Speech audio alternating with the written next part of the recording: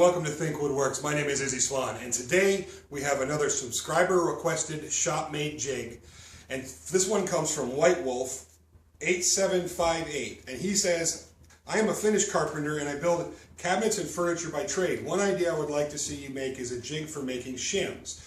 In the woodworking industry, we use tons of shims every day, and there's always lots of scrap available. And that's a great idea. You know, not only is this jig that we're going to build today, can you make shims, which are essentially wedges, but you can also adjust it for different sizes and make bigger wedges. And I like wedges. I use a lot of wedges. So it's a good wedge building jig too. So let's get started.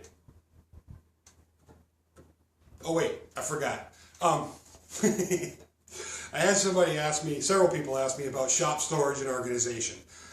And I mean no offense by this, but asking me about shop storage and organization is a lot like asking a rock how to swim.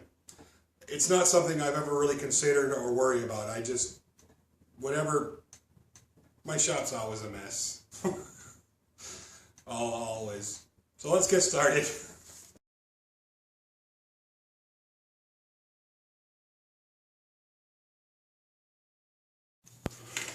To attach my track, I've laid it in the track here on the table saw, and I'm just going to use a little hot glue along the top here.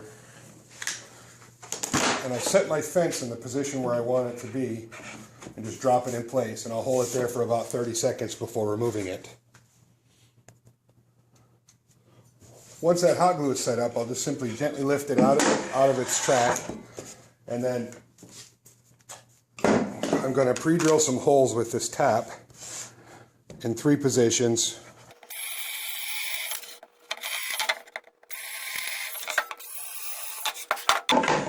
And using some finish screws, I'm going to run those screws in there just to give it a little extra security. Or a lot more security, rather. Alright, with my track attached to the board, I raised the blade up, and I'm just going to run this down till it's about 12 inches. Now I've taken a piece and I've just cut a notch out of it. This is just a scrap piece, and what I've done is I cut this back the desired thickness, the maximum thickness of the shim, and I'm going to put that just above this line here. And then I'm going to bring my top over, and I want 8-inch shim, so I have a line at 8 inches. I'm going to bring that right over to where it meets the edge of that kerf from the saw blade and screw it down.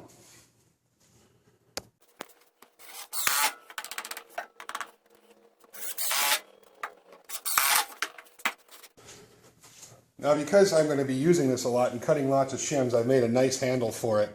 You know, you don't have to do anything that fancy, just a handle in a secure place that'll keep your hand away from the blade.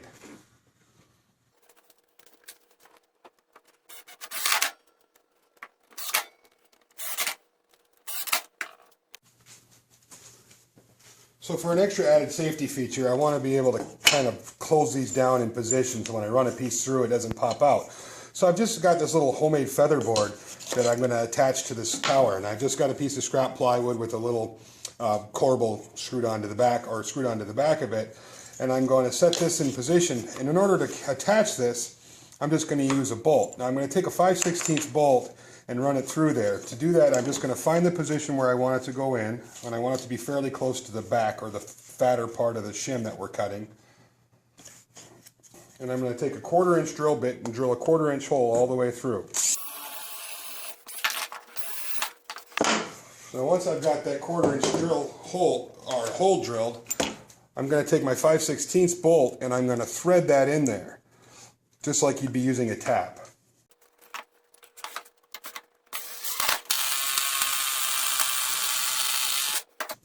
Now once that's on there, I can put my feather board in place.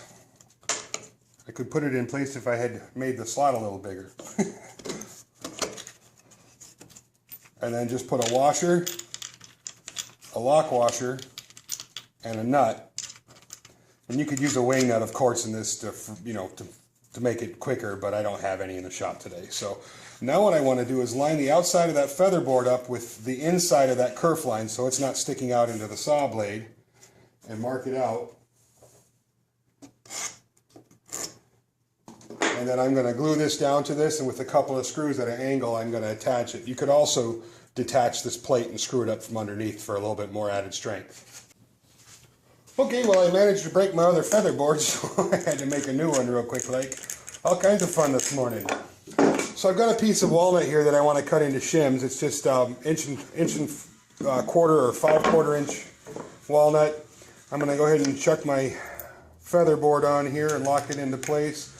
It's always good to use a lock washer in a situation like this, because you don't want that bolt vibrating loose when you're using this. And again, you can use just a wing nut in here instead of go through the hassle. And you don't need a terrible amount of down pressure on this. You just want to put a little bit of down pressure on it.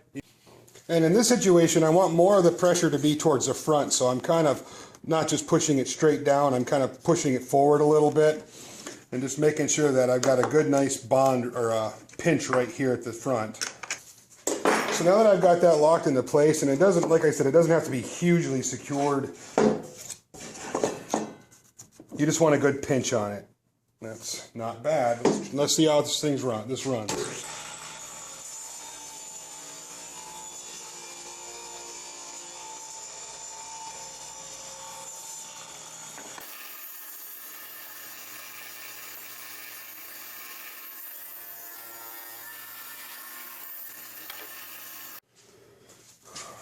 So after you've cut a few and you start getting that angle on there, you can just flip it over and start cutting from the other direction.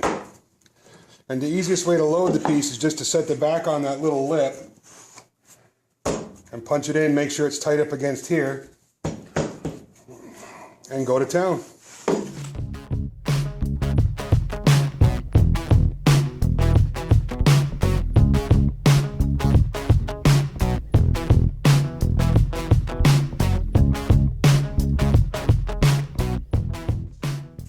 So that's a really cool, simple, safe way that you can cut a bunch of shims.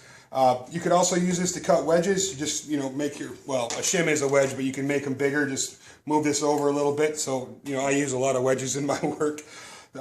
So this is just a really cool little jig to have around, especially, like I said before, if you're a trim carpenter or you hang cabinets or doors, even sometimes it's nice to have in the wood shop a few shims laying around.